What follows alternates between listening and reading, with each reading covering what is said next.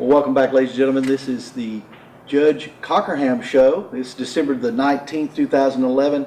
I am your host, David Wood. Judge, I tell you what, lots of stuff going on in the county. Absolutely. I mean, we got a list a yard long, and I guess the first thing I'd like to bring up is today, not Friday, but today is the deadline for filing for the primaries. Is that correct? Today at 6? Yeah, that's right. Exactly right. And can you tell me what happened with that? What's going on? I know the state's redistricting didn't like the way things were done up. Well, I don't think it was a state. I think what happened was that the state, the legislature, the House of Representatives is one that does the redistricting.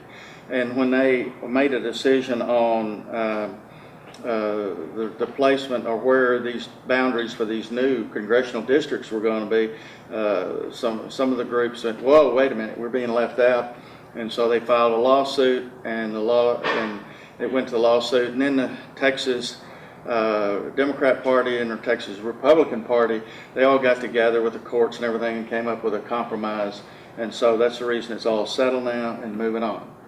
Okay, so they've got it all under control. Did it affect Granbury much? It did, and I tell you why, because the election was put off, and the election is now April 3rd, and you've seen some election signs up around the county. Well, they're going to have to come down until January 3rd. So for a period of about 2 weeks, they've got to be gone, and then they can put them back. Oh my goodness! It's 90 days, you know, and before the election, and it's over 90 days now. So, you know, they put them up in good conscience. I don't want to make it sound like that they did anything wrong. Right. But now, since the date's changed, that'll have to change. So now, will there be any kind of grace period, or will people have time to get those down, or are they going to have to get them down right now? Well, I saw an email this morning from Lois Joplin, who is the elections administrator, and she said they've got to come down, and she didn't say we're going to give you a week. She just said they've got to come down. Then she said sorry.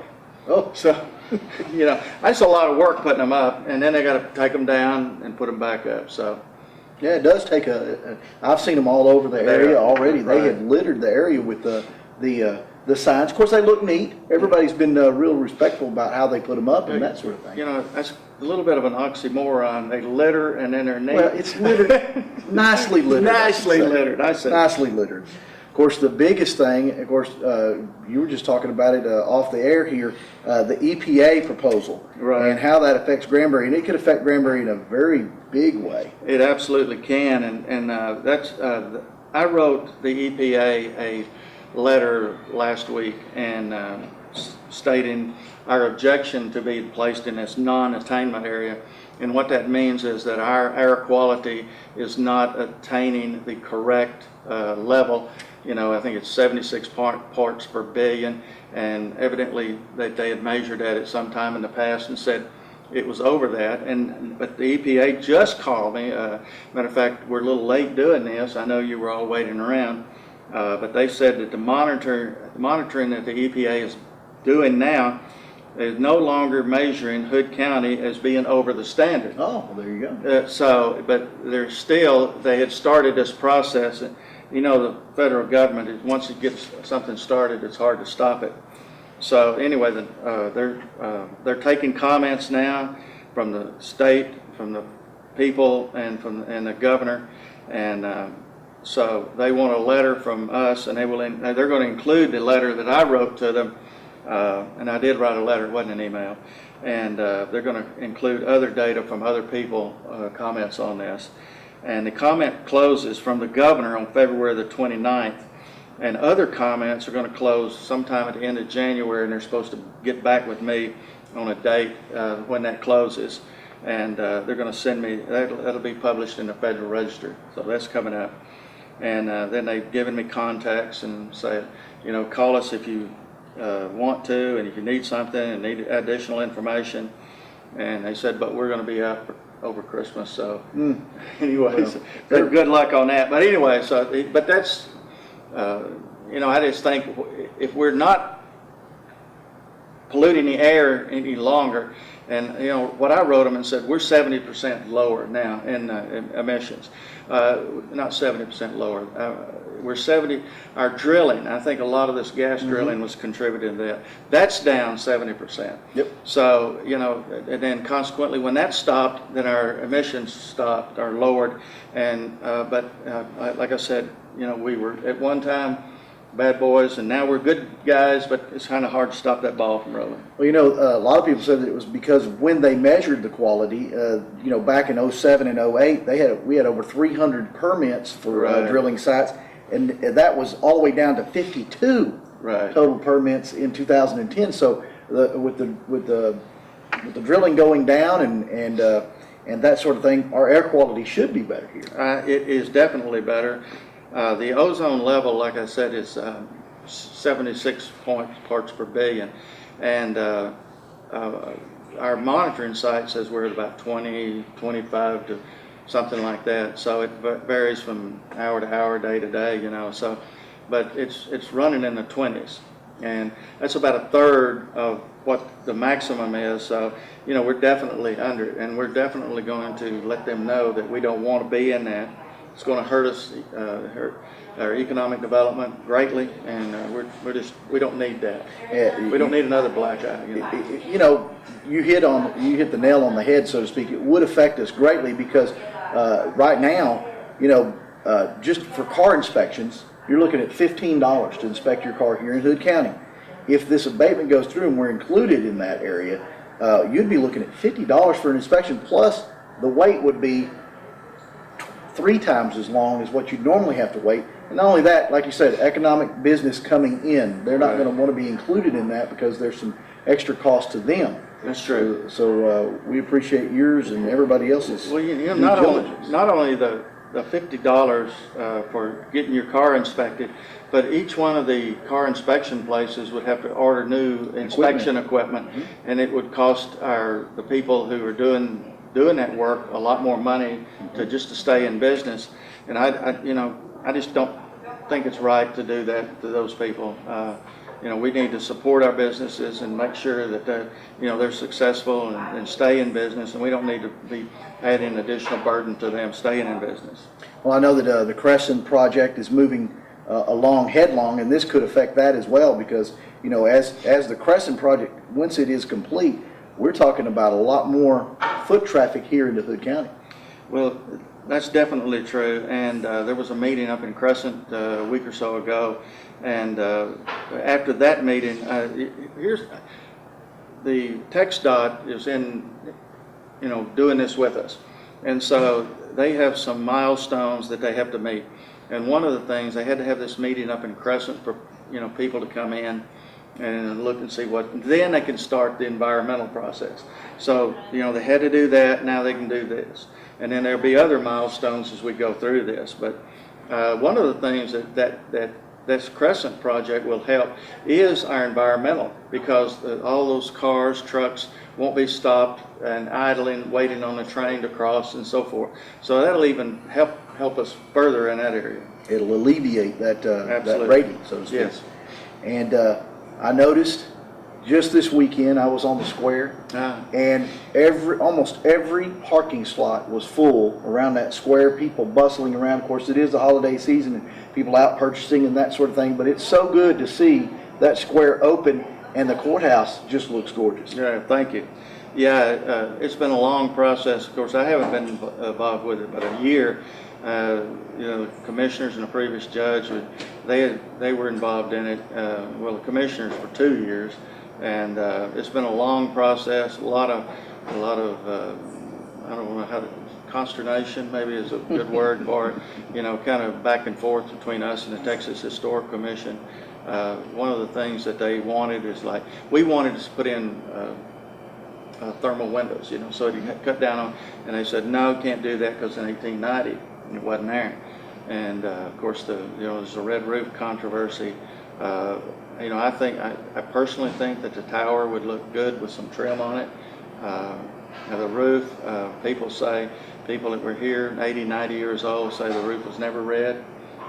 It's hard to say because no one was here or alive now that was here then, and so, but we're getting through this, and there's an agreement that's trying to be brokered between us and the Texas Historical Commission about painting or no painting, and the governor's office is doing that. Oh, wow. Yes. So that's still on the table? Still on the, still in progress, so. We'll see how that goes. Absolutely. I know of a couple of people who, I think Steve Berry has put his name in the hat to go paint that tower. Has he? That's what I heard. I could be wrong. I've been wrong before, Judge. Yeah, well, the problem with painting the roof and the tower and everything is that you can't walk on that roof. It's just not made. So gonna have to do something from a crane, and they'll have to protect that parking lot. We now have the new parking lot asphalted, and it looks great. And so we'll have to to put some kind of skids down and everything, and if we're going to have a big crane come in to paint from. And then we're worried about overspray. I mean, there's just a number of things that we have to consider. This thing is made out of zinc, the roof is. It was never meant to take paint. It was, so the only thing you can do is put some epoxy on it, and then the epoxy, I think this painted is $171,000, and then it would have to be painted X number of years in the future, depending on how hot this Texas sun gets. Within 10 years it may be pink or something, so, but anyway, there's a lot of considerations. The people who are founders of this county, the descendants of them, say it never was red, that they don't want it red. And I tend to listen to those people. I have a great deal of respect, for them and their families, and I just don't, like I said, I listen to them. Now, we've had there has been some discussion about the lake level being at such a level right now, and since we've had some rains, it does not seem like the level has come up. Have you heard anything from your office about how they're going to, or if they have plans on sending some water our way? I have not. The previous agreement is when our level was down, they would draw 1.75 out of PK to replace our 1. So if we lost a gallon, they would put a gallon, 1.75 gallons back in. Of course, it's not measured in gallons; it's measured by acre feet. But I haven't heard a word. I don't know. And if PK gets too low, then that's all. So it may be too low for them to let any water out to come down to us. Well, I know they were affected pretty heavily by the fires that they had over the summer. So they took a lot of water out to fight the fires. They sure did. So, but I haven't heard. I know that the island is beginning to reappear. That's out in there, and some of the old railroad trestle abutments. I can see those. It is low. I don't like it low. I go by docks, people's docks, and I can see that there's no way they can get boats in the water. It's not a good situation. Not a good situation, but I'll bet you anything that there'll be a relief coming in the near future. Well, let's hope. I'm supposed to get some good rains tonight. Maybe we can get some runoff. The ground is beginning to, be a little bit saturated with some of the rains that we've had. So if we get a good hard rain tonight, maybe we can get some runoff and bring that lake level up. Well, I know you've been traveling about. Do you have any additional news for us today? Let's see. We talked about the election. We talked about the EPA. We have, we went down to San Antonio and visited with the group, the EDC, the Economic Development Corporation, went down, and we're trying to, see who else we can attract in to establish businesses. A couple of years ago, the people that were on the EDC, made contacts, and we got Panda Express in, we got HEB in, and So we're continuing to work on that to make people's lives here in Hood County better, so. And along with the city, we work really close with the city on that. And that's a good thing to see the county and the city working together. And in my opinion, they should do that more often. I think it's great when they do come together. Because we have great things like, I was down there this weekend enjoying the HEB area, and there were businesses just adding into that center, just left and right. It's just that's a really neat thing, and especially coming from the east, that's one of the first things you see when you get in here to Hood County. Well, this is the northernmost HEB in the, I guess, state or country. And so people are coming from all over to shop here. You know, there's one in Burleson, but people are still, they're coming from all over. So, you know, if we, sales tax money helps the city, helps lower the ad valorem tax for the county, and anything that we can bring money in from other places and help the citizens of Hood County, that I'm definitely for. And I was just so excited this weekend as I drove through the square area, just how full the square was, and all of the shops just open for business and having a good time, and it's just a good time of the year. It absolutely is. I see, you know, I go down there 2 or 3 times a day sometimes, and I am down there daily at the courthouse and see what progress they're made, and we're planning on moving the county judge's office sometime between Christmas and New Year. Oh, wow. And we are, and you say, well, why haven't you moved so far? We got our furniture in there, but we have to have phone systems up and running. And we just signed a new contract with Mitel to expand the telephone system.